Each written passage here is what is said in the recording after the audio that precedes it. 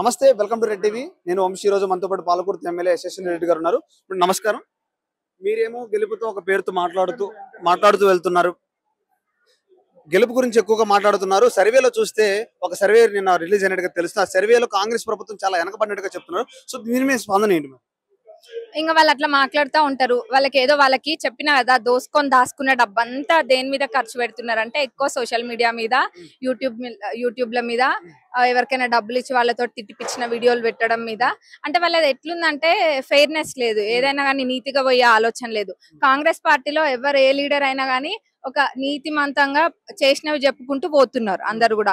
వాళ్ళకేం పని ఉంది? ఏం లేదు. ఎంతసేపు ఆ పోగు చేసిన డబ్బునంతా విచ్చల విడిగా జల్లుతున్నారు సోషల్ మీడియా. ఇది మీరు చిన్న పిల్లల్ని అడిగినా, ఎడ్యుకేటెడ్ పర్సన్ అడిగినా, లేకపోతే ఇంట్లో కూర్చున్న అవ్వని అడిగినా, రోడ్ పైన పోతున్న పిల్లల్ని అడిగినా చెప్తారు వాళ్ళు సోషల్ మీడియాని ఏం చేస్తుండ్రు, ఎట్లా మ్యానిపులేట్ చేస్తుండ్రు అని. అది సర్వే గురించి మాట్లాడడానికి ఏం లేదు, అక్కడ గెలిచేది మేమే. దాని గురించి వేరే ఆలోచన లేదు. సర్వేలో కూడా మాకే అనుకూలంగా ఉన్నాయి, మేమే గెలుస్తున్నాం. చాలా వ్యతిరేకత చెప్తున్నారు కదా.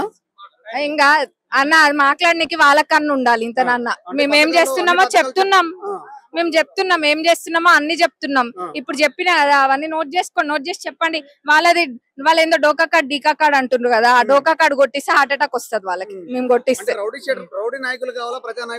అవన్నీ మీరు అన్న మరి అంత అన్న చదువుకుండు, బీఆర్ కి చదువుకుండు, మళ్ళా సేవా కార్యక్రమాలు చేస్తుండు. ఇదే ఏ ఫంక్షన్ హాల్ లో అయితే మనం నిలబడ్డామో ఇదంతా అన్న క్యాండిడేట్ గా డిక్లేర్ కాకముందు వచ్చిన అప్పుడే అన్నని ఫస్ట్ టైం చూడడము. సామూహిక శ్రీమంతాలు 21 అన్ని కూడా ఇక్కడ అన్న వాళ్ళు చేసినారు. అంటే వాళ్ళ సొంత ఇంట్లో మనుషులకు చేసినట్టు చేసిండ్రు. అంతకు ముందుకెళ్ళి కూడా సేవా కార్యక్రమాలు చేస్తుండ్రు. గల్లీలలో తిరుగుతుంటే కూడా అమ్మ మీరు చెప్పనవసరం లేదమ్మా, ఎందుకంటే నవీన్ యాదవ్ మా కళ్ళ ముందు పెరిగిన బిడ్డ. మళ్ళీ ఇక్కడ మాకు ఏదైనా అవైలబుల్ గా ఉండే క్యాండిడేట్ మేము అన్న మాకు ఎవరైనా నేనే షాక్ అయినా.